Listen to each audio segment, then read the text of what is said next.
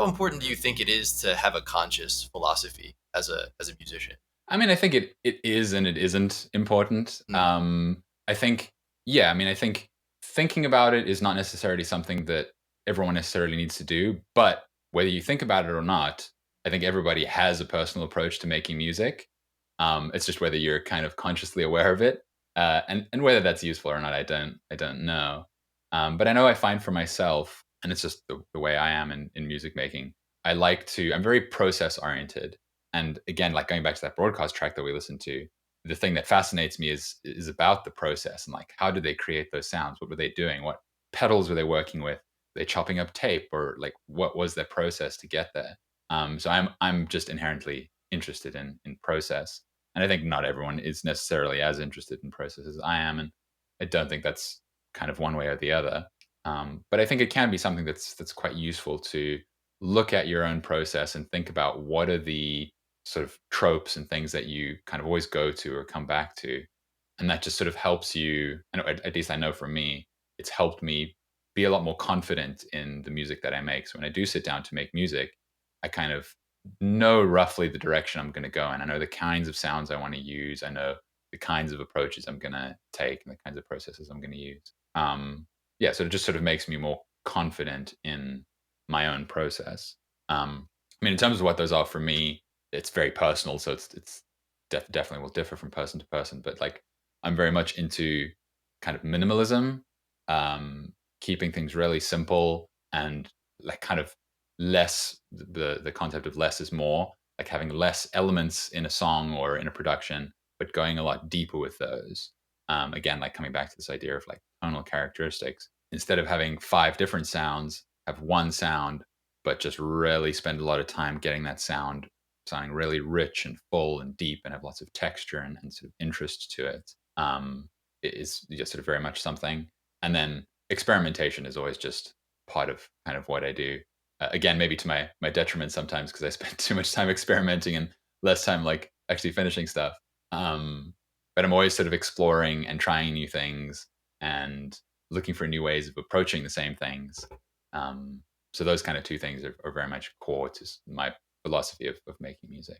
are you when you sit down? Are you is there typically something you hear in your head that you're trying to make real, or are you sitting down and just experimenting until something kind of grabs Very rarely is it the first one. There are you? Mm, like probably like I could probably count on two hands the number of times where I've like had an idea, sat down and put that idea down, and then that idea actually became a finished track. Like I've mm. definitely had times where I've had an idea, got it down, and then it probably went nowhere. But actually having an idea in my head and then becoming a finished track is very, very rare. Most of the time, for me, it's just a matter of sitting down and experimenting, trying things, loading up a synth and being like, what have I not done with this synthesizer or this sampler, or where can I get a cool sample source? And that'll just like spark a little something. Oh, that sounds interesting, or a melody will emerge, and then kind of following uh, sort of path. Um, How do you encourage somebody who's like, I'm not going to get in the studio today because I don't feel inspired? so there is a quote that I love by Jack White. I'm sure everybody has at least heard of the artist Jack White of the White Stripes. There's a great documentary about the White Stripes called Under Great White Northern Lights, I think, which kind of follows them on tour, and it's like a really interesting look into behind the scenes.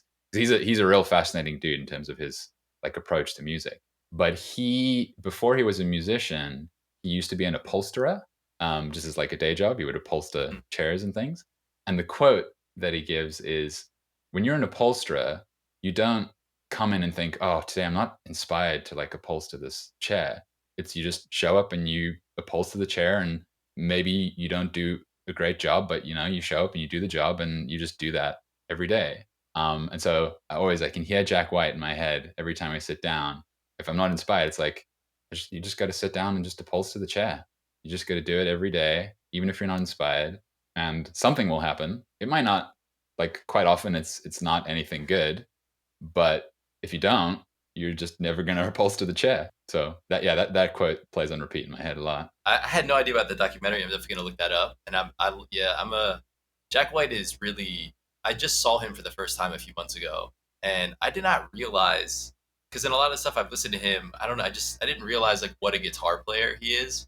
and Oh like in yeah. what an old school kind of style. I mean, it was an incredible show. I couldn't believe like how kind of blown away I was by it, Yeah. and I can't recommend enough too. There's an interview that I listened to. He was on Questlove Supreme a while back, and an incredible interview, man. He's just such a cool guy. And I've listened. I went to Mhm. Third Man Records once when I was in Nashville. I visited that little space. Yeah, man, he's just a really cool guy, and really, Yeah. I think a great example of somebody who does his own thing. Well, he very much to me like speaks to me in the way that I really enjoy the process of things. Like he definitely is Mm, somebody who is all about the process. I mean, like Third Man, what he does with Third Man is all about the process of the hmm music, and like where he does the live vinyl pressings and like you record and you straight onto vinyl. It's all hmm about that process of creating it in the moment, creating things on the fly, and like doing it live.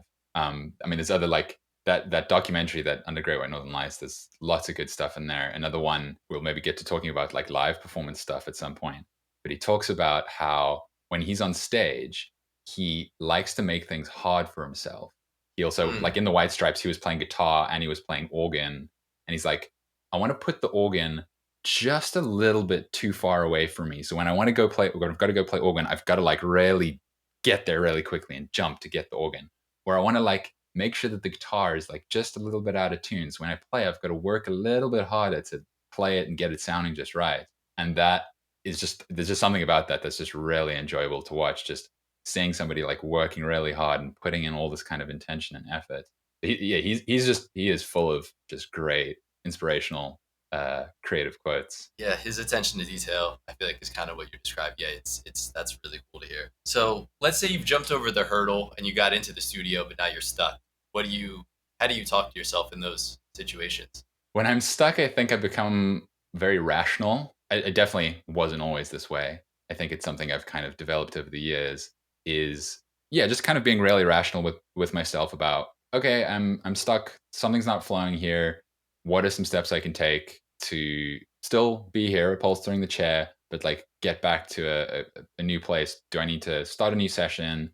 Should I try a different sound? What are some practical approaches I can do to just like get something fresh rather than just like constantly banging my head against the wall trying to come up with something? And I don't always catch myself. Sometimes you spend a bunch of time just banging away trying to get something to work and it just doesn't work. But yeah, I tend to, when I get stuck, sort of go to a bit of a rational place of like, what are some really practical things I can do to get myself out of this?